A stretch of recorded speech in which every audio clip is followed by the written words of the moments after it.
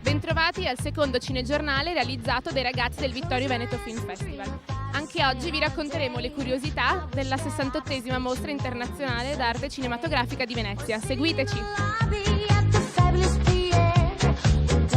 Noi ragazzi del Vittorio Veneto Film Festival quest'anno siamo stati chiamati a giudicare alcuni film in concorso alla 68esima Mostra del Cinema di Venezia e ne sceglieremo uno al quale daremo il nostro premio. Da giurata, qual è stato il tuo film preferito fino a questo momento?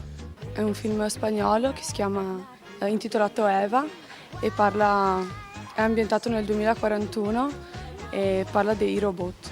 Il film che mi è piaciuto di più è sicuramente Eva, un film spagnolo, è molto bello.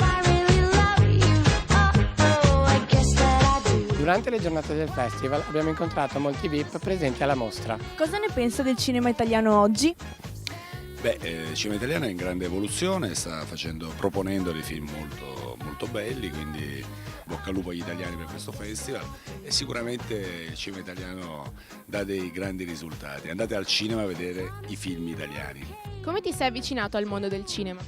Mi sono avvicinato al mondo del cinema dalla biglietteria io, nel senso andando a vedere i film, che è la cosa più bella, no?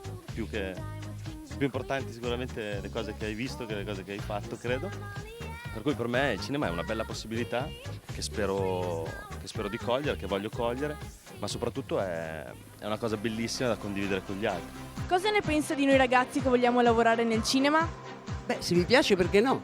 È talmente bello come lavoro. Cosa ne pensi di questa edizione del festival? È molto bella, c'è una bellissima selezione di film, quindi credo che per i cinefili sia una delle edizioni migliori degli ultimi anni. Vedo nero e non capisco cos'è. Uno degli spazi più importanti dove incontrare gli artisti della mostra è quello gestito dalla Lancia.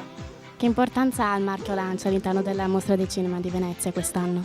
Per noi ha un'importanza fondamentale perché in realtà Lancia si è riposizionata circa 6 anni fa. Ha cercato un territorio di comunicazione e ha scelto il cinema perché andando nel nostro passato abbiamo scoperto che il cinema fa parte del DNA di Lancia.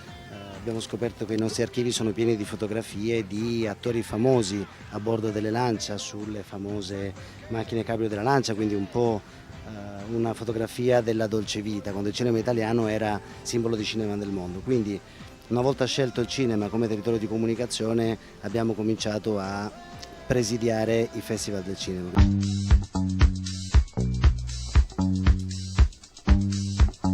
Tra i giurati della selezione ufficiale ci sono anche attrici straniere che hanno trovato successo in Italia.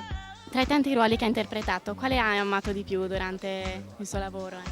Ma guarda, in realtà le parti che faccio le amo tutte, posso dire, ma ci sono alcune che rimangono perché la lavorazione era molto piacevole. Per questo Le fate ignoranti inevitabilmente ha un posto particolare perché era una lavorazione felicissima.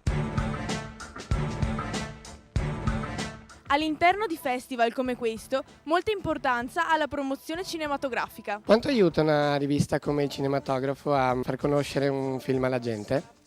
Beh, diciamo che la nostra è una rivista mensile, quindi questo da un lato si gioca sull'anticipo e l'anticipo significa raccontare ciò che non è semplicemente la storia, la trama del film, ma raccontare il suo autore, il cineasta, i sentimenti, ciò che ha mosso, l'ispirazione. Quindi diciamo da una parte prepara la visione, dall'altra parte però è anche una rivista che approfondisce.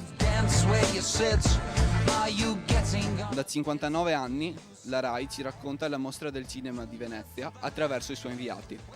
È stato difficile raccogliere questo materiale dagli archivi RAI? Quotidianamente noi lavoriamo con gli archivi che sono appunto gestiti da Rai Te che ha coprodotto la mostra. In più questo documentario si è avvalso di una grande collaborazione specifica perché tutti i materiali sono stati lavorati in alta definizione, per cui sono stati riportati in un formato diciamo veramente dove la qualità della pellicola è stata portata al massimo, ma poi soprattutto abbiamo cercato di fare un lavoro per riportare al meglio sia nell'audio che nel video.